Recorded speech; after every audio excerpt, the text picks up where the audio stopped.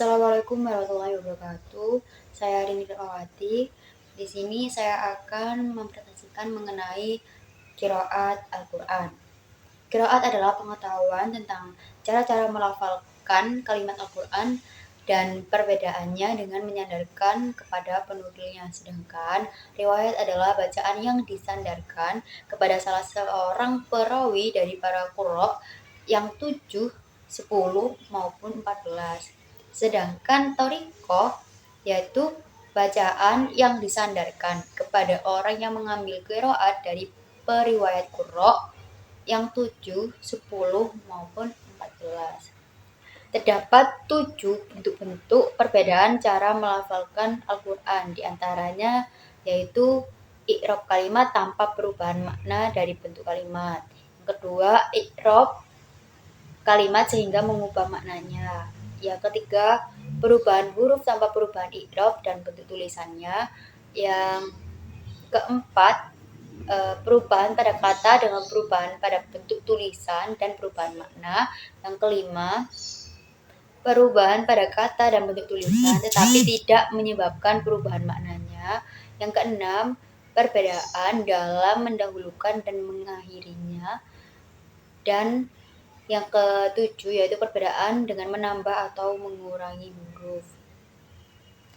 Terdapat dua pendapat mengenai turunnya qiraat. Pendapat pertama yaitu qiraat diturunkan itu di Mekah bersamaan dengan turunnya Al-Quran.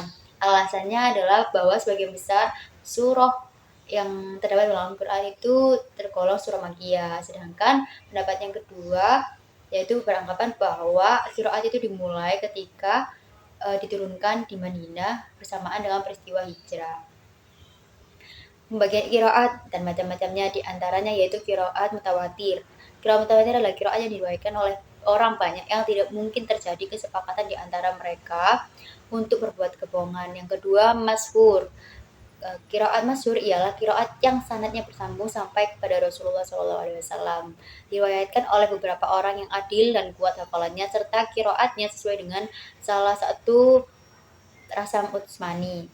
Kemudian qiraat ahad yaitu qiraat yang sanadnya bersih dari cacat tetapi menyalahi rasam Utsmani dan tidak sesuai dengan kaidah bahasa Arab. Dan yang keempat, qiraat shadz yaitu qiraat yang cacat sanadnya dan tidak bersambung sampai kepada Rasulullah.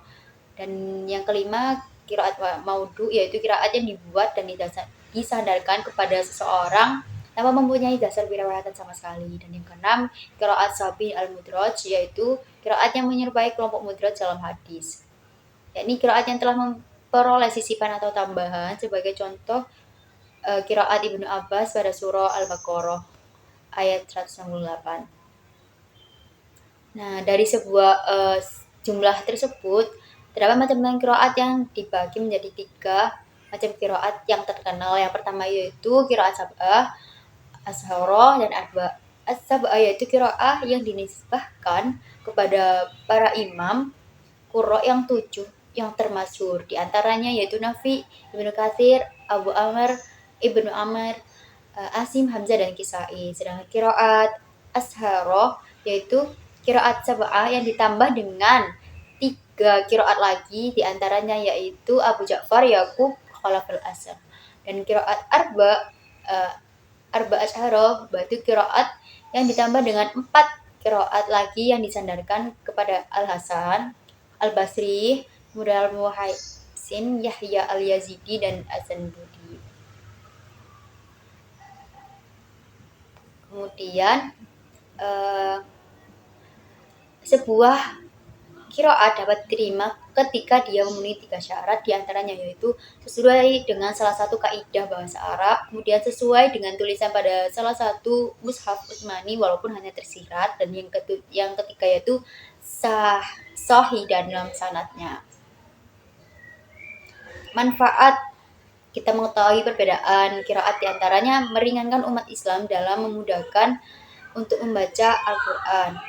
Kemudian menunjukkan betapa terjaganya dan terpeliharanya Al-Quran dari perubahan penyimpangan. Dan yang ketiga, dapat menjelaskan hal-hal yang mungkin masih global atau samar dalam qiraat. Berikut contoh qiraat sab'ah dan asyarah. أعوذ بالله من الشيطان الرجيم. بسم الله الرحمن الرحيم. والضحى والليل إذا سجى ما ودعك ربك وما قلى وللآخرة خير لك من الأولى ولسوف يعطيك ربك فترضي ألم يجدك يتيما فاوي ووجدك ضالا فهدي ووجدك عائلا فأغني فأما اليتيم فلا تقهر وأما السائل فلا تنهر وأما بنعمة ربك فحدث صدق الله العظيم. أعوذ بالله من الشيطان الرجيم. بسم الله الرحمن الرحيم. والضحى والليل إذا سجى ما ودعك ربك وما قلى وللآخرة خير لك من الأولى ولسوف يعطيك ربك فترضى ألم يجدك يتيما فآوى ووجدك ضالا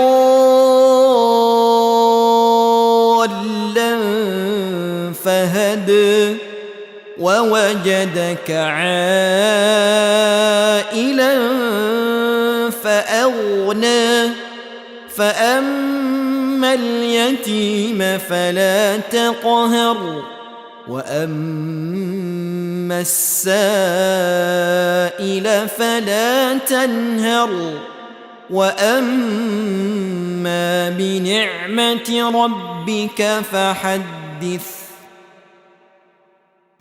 Sekian presentasi dari saya, kurang lebihnya mohon maaf. Wassalamualaikum warahmatullahi wabarakatuh.